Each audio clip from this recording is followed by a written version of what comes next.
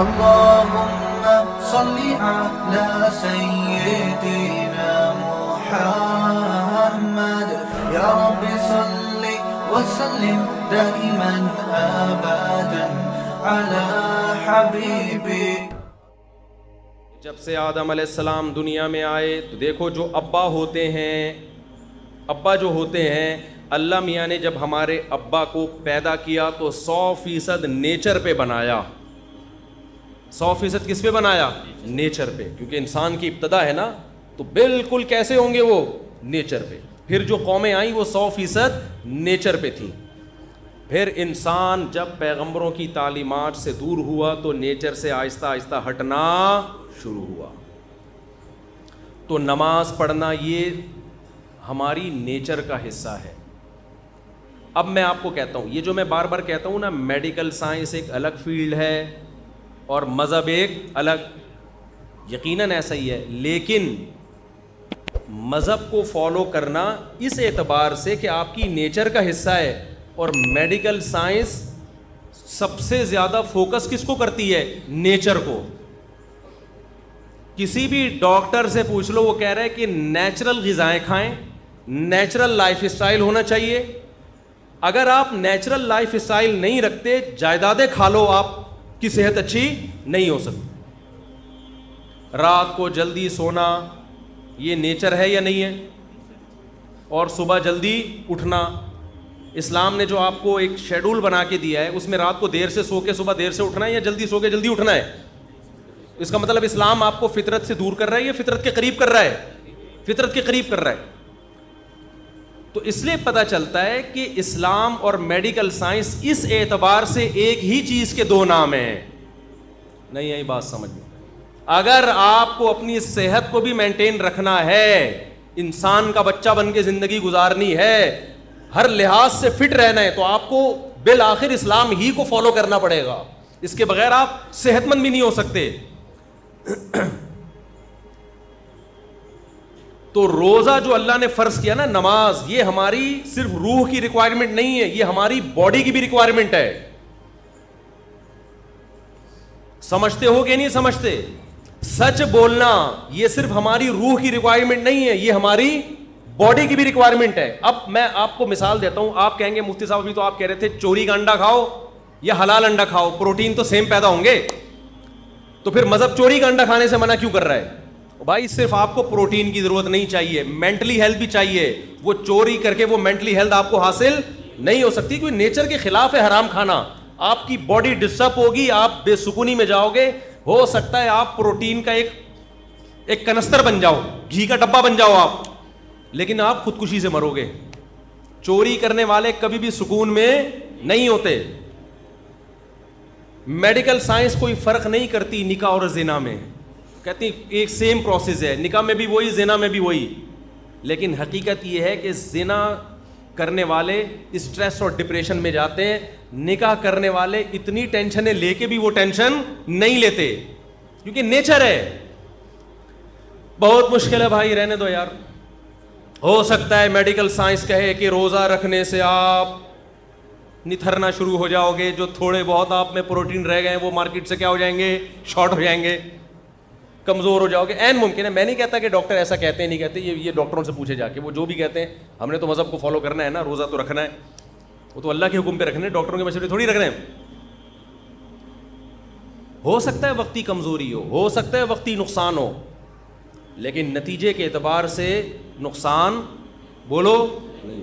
روزہ صحت کے لیے نقصان دہ ہوتا تو یہ نیچر کے خلاف ہوتا, نیچر کے موافق نہیں ہوتا. پھر قرآن کا یہ دعویٰ غلط ہو جاتا, فطرت اللہ التی فطر الناس علیہا, یہ انسان کی وہ نیچر ہے جس پہ میں نے انسان کو پیدا کیا, اسلام. تو اسلام ایسی بات کا آرڈر نہیں دے سکتا جو انسانیت کے لیے فائدہ کے بجائے کیا ہو, نقصان ہو. تو یہ جو پھوڑنا پھاڑنا ہے نا, اتنا پھوڑ رہے ہو, یہ آپ کی صحت کے لیے نقصان دہ ہے. رسول اللہ صلی اللہ علیہ وسلم نے فرمایا بدترین برتن اللہ کی نظر میں, بدترین برتن جو بھرا ہوا ہو وہ انسان کا معدہ ہے. سمجھ میں نہیں آ رہی بات؟ اللہ کو کوئی ٹرے چاولوں سے بھری ہوئی ہو نا, فل بھری ہوئی, اللہ کو بری نہیں لگے گی وہ. کوئی دیگ اتنی بھری ہوئی ہو, اوپر تک ڈھکن ہی نہ بند ہو رہا ہو, اللہ کو بری. کوئی شاپر بریانی سے بھرا ہوا ہو, اللہ کو برا نہیں لگے گا. تون کسی کی دیگ کی طرح بھری ہوئی ہو, اللہ کو یہ عمل بہت, اب بولا نہیں جا رہا. دیکھو ابھی شادیوں کی بات کرتا فوراً 4 پہ انگلیاں اٹھا لیتے یوں کر. نہیں آ رہی نا بات. سب سے زیادہ جو برتن جو انسان کا پیٹ اور معدہ ہے نا, اللہ کو یہ بھرا ہوا برا لگتا ہے, بالکل بھی اچھا نہیں لگتا. تو زیادہ کھانا, پھوڑنا, پیٹ بھر کے کھانا, اس سے پتہ چلتا ہے یہ صحت کے لیے مفید نہیں ہے. ہوتا تو اللہ حکم دیتے جب بھی کھاؤ اتنا کھاؤ کہ تمہیں اسٹریچر پہ لوگ اٹھا کے گھر لے کے جائیں. ایک بدعتی مولانا صاحب تھے, ان کا جب انتقال ہو گیا نا تو کسی گھر میں تیجے کی دعوت تھی. تیجا 40واں ہوتا ہے نا مردوں کے کھانے, پتہ نہیں کیسے حلق میں کیسے اترتے ہیں مردوں کے کھانے لوگوں. میت کے کھانے عجیب سے ہی ہوتے ہیں یار, کھاتے کیسے ہیں لوگ. تو تیجے کا کھانا تھا کسی کے ہاں, تو بچوں کی ماں نے بولا کہ بیٹا آج تم بریانی کھانے جا رہے ہو, کل شریف کی بریانی ہے, سویم کی بریانی ہے. دیکھو اپنے باپ کی روح کو تکلیف نہ پہنچانا, ایسے کھانا جیسے تمہارا باپ کھایا کرتا تھا, تمیز سے کھانا, پھوڑ پھاڑ کے آنا, تاکہ تمہارے باپ کی روح کو قبر میں کیا ملے, سکون ملے. بچے گئے, کھانا شروع کیا, بہت کھایا, کھائے جا رہے ہیں. ماں کی نصیحت یاد آ رہی ہے, کوئی کھانچا خالی نہیں ہونا چاہیے. اتنا کھا لیا کہ اب چلا نہیں جا رہا. مدت ذلہ العالیہ, جو سامنے آیا کھا لیا. دامت برکاتہم العالیہ, جو ملا کھا لیا. کھا کے جب یہاں تک اب چلا ہی نہیں جا رہا, تو ان کا خیال ہوا اب 2 بندے نا ان کو سہارے پہ لے کر آ رہے ہیں, پاؤں کھسٹ رہے ہیں زمین.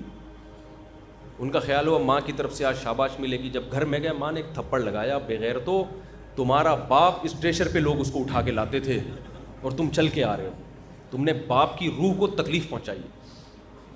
یہ تو ایک چٹکلا ہے, لیکن آپ شادیوں میں کھانے کا حساب کتاب دیکھو, بہت افسوس ہوتا ہے.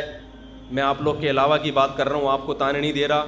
خدا کے بندو اپنی پلیٹوں میں اتنا بھرا کرو جتنا تمہارا پیٹ ہے, اتنا بھر لیتے ہیں بعض لوگ ہوس میں کہ کہیں اگلی ٹرپ میں ختم نہ ہو جائے. عزت کے ساتھ 2 نوالے کھا لینا جس میں آپ کو لیگ پیس نہ ملے, یہ ان بھری ہوئی پلیٹوں سے جس میں کوئی کیمرہ لگا کے دیکھ رہا ہو تو آپ کی عزت جائے.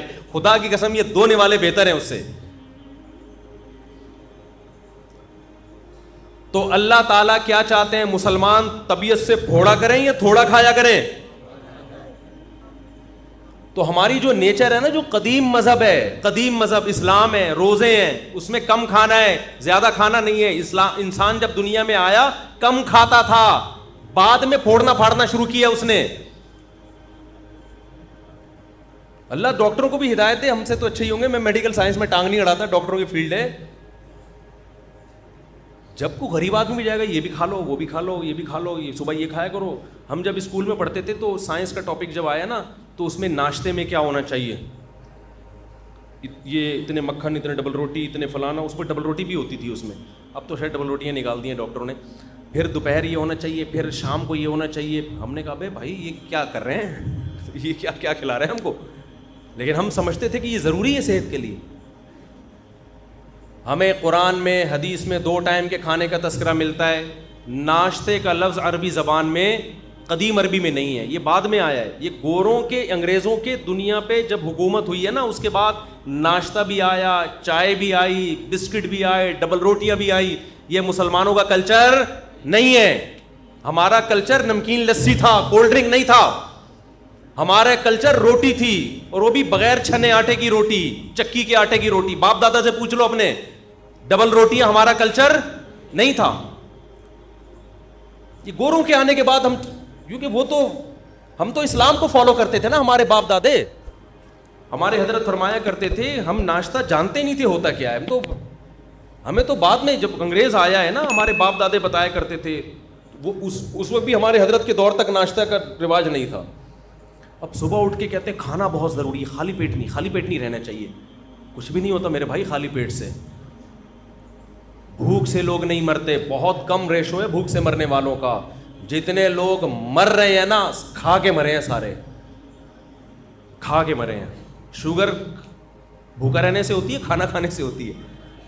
اچھا, لوگ میرے بیان پہ جب اعتراض کرتے ہیں تو ان سے میں ایک بات کہتا ہوں, کائنڈلی کسی بھی چیز کی پوری تحقیق کر لیا کریں اور بندے کا مطلب سمجھا کریں. میں نے ایک دفعہ بیان میں کہا جو میٹھا بہت کھاتے ہیں شوگر ہوتی ہے, تو کسی نے کہا میٹھا کا شوگر سے کوئی تعلق نہیں ہے. مجھے پتا ہے میٹھے کا شوگر سے کوئی تعلق نہیں ہے, میٹھا کھانے سے شوگر نہیں ہوتی, لیکن میٹھا کھانے سے وزن بڑھتا ہے, اور وزن بڑھنے سے کیا ہوتی ہے, شوگر. تو اتنے بیوقوف ہم ہیں نہیں جتنے لوگ سمجھ رہے ہیں ہمیں. میٹھا کھانے سے وزن تو بڑھے گا نا, اور وزن تو ہر بیماری, کینسر وزن بڑھنے سے ہوتا ہے. تو اتنے بیوقوف ہم ہیں نہیں, تبصرہ کرنے سے پہلے تھوڑا سا سوچ لیا کرو. ویٹ بڑھنا ہے, ویٹ تو ویٹ کھانا کھانے سے بڑھتا ہے یا کھانا چھوڑنے سے بڑھتا ہے؟ کھانے سے بڑھتا ہے, کھانے سے بڑھتا ہے. اوپر جتنے جائیں گے نوالے اتنا ویٹ بڑھے. تو اس لیے میں جو اصل بات, یہ میرا آخری بیان ہے نا آج کرنے, پھر میرا سفر ہے, پھر میں رمضان میں آؤں گا, یعنی بیچ میں آؤں گا رمضان کی. سنو میری بات, آخری بات بالکل سچی مچی کی آخری. دیکھو یہ جو رمضان ہے نا, اللہ نے آپ کو موقع دیا ہے روحانی طاقت کے لیے بھی اور جسمانی طاقت کے لیے بھی. اس رمضان میں روحانی کام بھی کرو, گناہ چھوڑو. کیا کرنا ہے؟ تمام کبیرہ گناہوں کی لسٹ بنا لو. یہ کرتا ہوں, فحش فلمیں آج کل بہت نوجوانوں میں رائج ہو گئی ہیں, اس کو گناہ سمجھنا چھوڑ دیا ہے. یہ گناہ, ماں باپ کے ساتھ بد کلامی, بہنوں کی وراثت نہیں دے رہا, جھوٹ بولنا, سارے گناہوں کی. ہمارے استاذ کہا کرتے تھے گناہوں کو نا ڈائری میں لکھو, لسٹ بناؤ کہ میری زندگی کا عزم ہے کہ ان گناہوں کو میں نے اپنی زندگی سے نکالنا, اس کے لیے پلاننگ کرو. تو رمضان سے بہترین پلاننگ کا ٹائم آپ کے پاس کوئی بھی نہیں ہے. سمجھتے ہو؟ تمام گناہوں کو اپنی زندگی سے نکالنا ہے. عزم کرو اس رمضان میں 5 ٹائم تکبیر اولیٰ کے ساتھ ہم نے نماز پڑھنی ہے. یہ عزم کرو, عزم کرو. رمضان میں 20 رکعت تراویح پڑھنی ہے. دیکھو اسلاف کے دور میں 20 رکعت تراویح تھی. 8 رکعت تراویح ہمیں کسی صحابی تابعی سے نہیں ملتا. اگر حضرت عمر نے جو 8 رکعت والی روایت صحیح ہوتی نا, حضرت عمر سے 8 رکعت بھی منقول ہے, وہ روایت صحیح نہیں ہے. اگر وہ روایت صحیح ہوتی تو پوری روئے زمین پر کہیں تو 8 رکعت ہو رہی ہوتی اس وقت, کہیں بھی نہیں ہوتی, کہیں بھی نہیں تھی. حرمین میں 1400 سال ایک رمضان بھی ایسا نہیں آیا جس میں 20 رکعت سے 1 رکعت بھی کم تراویح ہوئی ہو. ہاں اب جا کے وہ 10 کر دیے کووڈ کی وجہ سے, وہ اب اگر کر بھی دیے تو ہمیں اس سے کوئی فرق نہیں پڑتا. 1400 سال تک کیا ہو رہا تھا؟ لوگ کہتے ہیں حرم میں رفع الیدین بھی تو ہوتا ہے. حرم میں رفع الیدین ہوتا بھی رہا ہے اور ترک رفع الیدین بھی ہوتا رہا ہے. جب احناف کی حکومت تھی, صدیوں حنفیوں نے حکومت کی ہے حرمین پر, اس وقت جو حنفی امام تھا بغیر رفع الیدین کے نماز پڑھاتا تھا. لیکن اگر کوئی رفع الیدین کے ساتھ پڑھاتا تو اس پہ بھی اعتراض نہیں تھا, کیونکہ صحابہ میں آپ کو رفع الیدین والے بھی ملیں گے اور رفع الیدین نہ کرنے والے بھی ملیں گے. تو ہماری نظر میں اس سے کوئی فرق نہیں پڑتا. لیکن تراویح کا جہاں تک مسئلہ ہے, 1 سال بھی حرمین میں صدیوں تک ایسا نہیں آیا کہ مسجد نبوی یا مسجد حرام میں 20 رکعت سے کم تراویح ہوئی ہو. اب جا کے سعودی حکومت نے اگر چینج کیا ہے کورونا کی وجہ سے یا کسی بھی وجہ سے, تو وہ چینجنگ سعودی حکومت کا اپنا ہیڈک ہے, وہ پوری امت پہ مسلط نہیں کیا جا سکتا. کہ 1400 سال سے, یعنی لوگ کہتے ہیں نا حرمین میں رفع الیدین, اور وہ بھائی 1400 سال سے ایک کام حرمین میں کیسے غلط ہو سکتا ہے؟ رفع الیدین تو حرمین میں ہوا اور نہیں بھی ہوا, دونوں نمازیں چلتی رہی ہیں, لہذا دونوں ٹھیک ہیں. لیکن تراویح کبھی بھی 20 رکعت سے کم نہیں ہوئی ہے. تو اللہ, اگر یہ نماز بدعت ہوتی, یہ غیر سنت ہوتی, تو کیسے ہو؟ اور پھر تہجد کی نماز کو تراویحوں سے ملانا, میرا اس پہ آڈیو بیان ہے پورا دلیل کے ساتھ, وہ آپ سن سکتے ہیں. ابھی میں اس ٹاپک کو نہیں چھیڑتا. آپ نے عزم کرنا ہے کہ ہم نے تراویح کی نماز پابندی سے بولو پڑھنی ہے. تو عزم کرتے ہیں کہ نہیں؟ اس کی بڑی روحانی برکتیں ہوں گی. اور رمضان میں رات کے آخری حصے میں نا, سحری میں تو اٹھتے ہی ہیں سب لوگ, تھوڑی دیر پہلے دعا کا اہتمام کر لو. سب سے زیادہ دعاؤں کی قبولیت کا وقت رات کا آخری حصہ ہے. رات کو اٹھ کے آپ نے اللہ سے دعائیں مانگنی ہیں, اپنی حاجات بھی مانگیں, کسی کا رشتہ اٹکا ہوا ہے وہ بھی مانگ سکتا ہے, کوئی پرابلم نہیں ہے. لیکن زیادہ فوکس آپ نے کرنا ہے ہدایت کو, کہ اللہ میں نے جو گناہوں کی لسٹ بنائی ہے نا, میری زندگی کو کیسا کر دے, چینج کر. داڑھی کی توفیق دے دے مجھے, مجھ سے سود چھڑوا دے, مجھ سے یہ برائیاں, میں فحش فلمیں دیکھتا ہوں, اے اللہ یہ عادت مجھ سے, اگر کوئی دیکھتا ہے یہ عادت مجھ سے چھڑوا دے. تو یہ کیا کرنا ہے آپ نے؟ یہ راتوں کو دعا مانگنا ہے. یہ ہوگی روحانی طاقت کے لیے, کیونکہ یہ آپ کو انسان اور گدھے میں فرق کرنے کے لیے, ٹھیک ہے نا. دوسرا کام آپ نے جسمانی طاقت کا بھی کرنا ہے. نبی صلی اللہ علیہ وسلم نے فرمایا المؤمن القوی احب الی اللہ من المؤمن الضعیف, طاقتور مومن اللہ کو کمزور مومن سے زیادہ محبوب. تو رمضان آپ کو طاقت بنانے کا ایک بہترین موقع, کیونکہ ہماری صحتیں برباد ہوتی ہیں پھوڑنے اور پھاڑنے سے. پھوڑنے کا مطلب کھا لیا, اور پھاڑنے کا مطلب 6 گلاس لسی کے اس کے اوپر. تو آپ نے کھانے پہ کنٹرول کرنا ہے رمضان میں.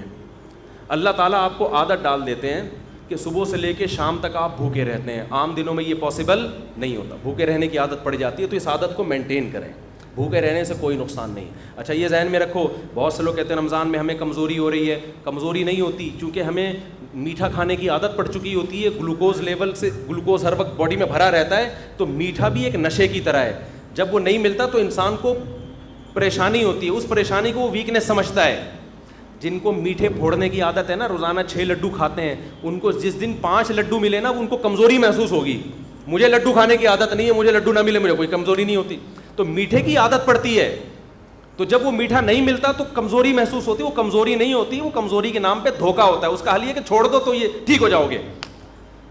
نہیں یاری بات میرا خیال ہے. تو آپ نے کیا کرنا ہے بھائی, صبح سحری میں پھوڑو نہیں, تمیز سے کوئی تمیز کی چیزیں کھا لو, اور افطاری میں بھی تمیز سے تمیز کی چیزیں کھا لو. وہ میں تمیز کی چیزیں بتا نہیں رہا آپ کو کیا ہے, وہ ڈاکٹروں سے پوچھ لو, حکیموں سے پوچھ لو, وہ میں نہیں بتاؤں گا کیونکہ میرا شعبہ نہیں ہے. ہو سکتا ہے پکوڑے والوں کا بزنس بند ہو جائے, سموسے والوں کا بیچاروں کا, کہہ رہے ہیں رمضان میں تو ایک ہمارا بزنس چل رہا تھا, ہمارے کیوں بزنس پہ لات مار رہے ہو. تو آپ 2-3 چیزوں پہ تھوڑا کنٹرول کر لیں, ایک آئل اور ایک چینی. سمجھتے ہو, کوکنگ آئل کو چھوڑ دو, نکال دو اپنی سے. یہ کوکنگ آئل جو بازار کی چیزیں جو بھی آ رہی ہیں نا, یہ خوب سمجھ لو یہ بزنس ہے, اس کا آپ کی صحت سے کوئی تعلق نہیں. کل میں نے دیسی گھی اپنے گھر میں خود نکالا, میں نکالتا رہتا ہوں, حالانکہ مجھے گفٹ میں بھی لوگ دے جاتے ہیں دیسی گھی, پھر بھی میں گھر میں اپنے ہاتھوں سے نکالتا ہوں. میری گائے ہے, میری بکری ہے, اسی کا بکری کا گھی بھی نکالا اور گائے کا گھی بھی نکالا. کل میں نے اس کا ولاگ بنا کے سوچ رہا ہوں چینل پہ ڈال دوں, بنا لیا, سوچ رہا ہوں چینل پہ ڈال دوں. اور اس میں بتا رہا ہوں کہ میں گھی نکالنے کے طریقے نہیں بتا رہا, یہ نیٹ پہ آپ کو بہت اچھے مل جائیں گے. میں صرف یہ بتا رہا ہوں کہ آپ گھر میں جب فارغ ہو نا, تو ان ایکٹیویٹیز میں اپنے آپ کو کھپائیں. PUBG سے آپ کی جان چھوٹ جائے. ایک واشنگ مشین لے لے, 10-15 ہزار کی پلاسٹک کی آتی ہے. جلدی جلدی بتا دوں, دودھ بوائل کیا آپ نے, ملائی نکال کے جمع کرتے رہیں, گھر والوں سے کہیں, وہ جب فریزر میں اوپر جمع ہو جائے گی تو پھر ایک دن نکال کے اس کو واشنگ مشین میں الٹا کر کے ڈال دیں, اور آپ اللہ بھلا کریں, نیٹ پہ سارے طریقے آپ کو مل جائیں گے. اور پھر آپ نے جلدی سے اس میں ٹھنڈا پانی ڈالا اور واشنگ مشین کو ڈرون کر کے گھما دیا, اوپر مکھن آ جائے گا, مکھن نکال کے گرم کیا, گھی. پہلے زمانے میں یوں کر کے نکالتے تھے, اس میں اپنا گھی زیادہ نکلتا تھا, گائے کا گھی کم نکلتا تھا. اب یہ سہولت سائنسی ترقی سے ہو گئی ہے کہ واشنگ مشین پلاسٹک کی لے لیں یا کوئی بھی اسٹیل کی, ڈرون گھمایا, نکال لیں. جب تک دکانوں سے اور بازاری چیزوں سے اپنی جان نہیں چھڑاؤ گے, صحت گئی تیل لینے, ٹھیک ہے نا. اور اب تو ڈاکٹر بھی کہہ رہے ہیں دیسی گھی کھاؤ بھائی, ڈاکٹر بھی کہہ رہے ہیں کہ یار یہ آرگینک چیزوں پہ آ جاؤ. تو یہ کام کریں گے, ذہن بھی خوش رہتا ہے انسان کا اس سے, اور فضول ایکٹیویٹیز سے بھی بچا رہتا ہے آدمی. تو اب تو ڈاکٹر بھی کہہ رہے ہیں کہ گائے گھر پال کے دودھ پی لو تو ٹھیک ہے, بازار کے بھینس کا کوئی بھروسہ, ٹیکے لگا کے پتہ نہیں کیا نکل, خیر ڈبوں سے پھر بھی بہتر ہے. تو آپ رمضان میں نا میٹھا کم کر کے اپنی صحت کو بہت اچھا بولو کر, بازاری چیزیں کیا کر دو, چھوڑ دو. شربت پینا ہے تو شہد اور لیمن ڈال کے پی لیا کرو. میں بھی چینی پی لیتا ہوں, اتنا نیک میں بھی نہیں ہوں جتنا ممبر پہ لگ رہا ہوں آپ کو, لیکن کوشش تو کر سکتا ہے نا انسان, باتیں تو اچھی کرے نا آدمی. تو اس رمضان میں نا تھوڑا سا خوراک پہ کیا کر لو, کنٹرول کر لو, اچھی چیزیں کھا لو. اور جو غریب آدمی جو بیچارہ نہیں کھا سکتا, تو غریبوں کی صحت ویسے ہی ٹھیک رہتی ہے. یہ سارے مسئلے مالداروں کے ساتھ ہیں, جن کے پاس پیزا اور برگر کھانے کے بہت زیادہ پیسے ہوتے ہیں. غریب آدمی کو تو جو ملا کھا لیا, اور اس کی باڈی کو ٹھا کر کے لگتا بھی ہے کہ ملتا کم ہے نا بیچارے کو. وہ اگر 2 لڈو کھا بھی لے گا نا, تو سارا دن میں 2 لڈو کچھ نہیں کریں گے, وہ طاقت ہی دیں گے اس کو. تو جس کے پاس پیسے ہیں وہ بھائی آرگینک چیزوں پہ آ جائے, اور کھجور کو فوکس کرے افطاری میں, اور تلی ہوئی چیزوں کو تھوڑا مارکیٹ سے شارٹ کر دے. کچھ نہیں مرے گا انشاءاللہ. آپ سمجھیں گے میں مر جاؤں گا, ایسا نہیں ہوگا. وقتی کمزوری ویکنیس ہوگی آپ کو, لیکن 1 مہینے بعد جب آپ دیکھیں گے نا یار یہ تو کیا ہو گیا, ہٹو بچوں, آپ کی آنکھوں میں نگاہیں تیز ہو جائیں گی, سماعت بڑھ جائے گی, ایسی باڈی ایکٹیو ہو جائے گی, آپ کو لگے گا میں مفتی صاحب جو 4 شادیوں کی بات کرتے ہیں غلط نہیں کرتے, بہترین بات کی تھی مفتی صاحب. ابھی تو آپ کو لگے گا یار یہ کیسی باتیں کرتے ہیں مفتی صاحب 4 شادیوں کی. تو آپ ذرا 1 مہینہ روزہ رکھ کے دیکھیں نا, تمیز سے, پھوڑنا پھاڑنا کم کر دیں, کھجلے پھینیاں نہ کھائیں سحری میں, تمیز کی چیزیں کھا لیں. وہ ڈاکٹر حکیموں سے پوچھیں کیا کھانا ہے, تو تمیز کی چیزیں کھا کے اپنی صحت کو کنٹرول کریں. تھوڑی سی توندیں تھوڑی سی پچکیں گی, تھوڑا کولیسٹرول لیول کم ہوگا, یا کولیسٹرول کم نہ بھی ہو فیٹ تھوڑا کم ہوگا, تھوڑے نتھریں گے, تھوڑے باریک ہوں گے, تھوڑا وزن کم ہوگا, پھرتیلی آئے گی باڈی میں, ہٹو بچوں ہو جائے گا. آئی بس سمجھ کیا ہو جائے گا, ہٹو بچوں, ایسے فٹ فاٹ. جی ہاں وہ میں بھی اعلان کرتا ہوں اس کے بعد. تو یہ بھی آپ کو رمضان میں اللہ نے چانس دیا ہے. اللہ تعالی ہمیں روحانی اور جسمانی دونوں صحتوں کو اس رمضان میں فوکس. مفتی طارق مسعود صاحب کے بیانات سننے کے لیے youtube.com/مفتی طارق مسعود کو سبسکرائب کریں, اور اگر آپ لائیو ویڈیو کو کبھی بھی مس نہیں کرنا چاہتے ہیں تو سبسکرائب کرنے کے بعد بیل آئیکن پہ کلک کرنا مت بھولیں. جزاک اللہ.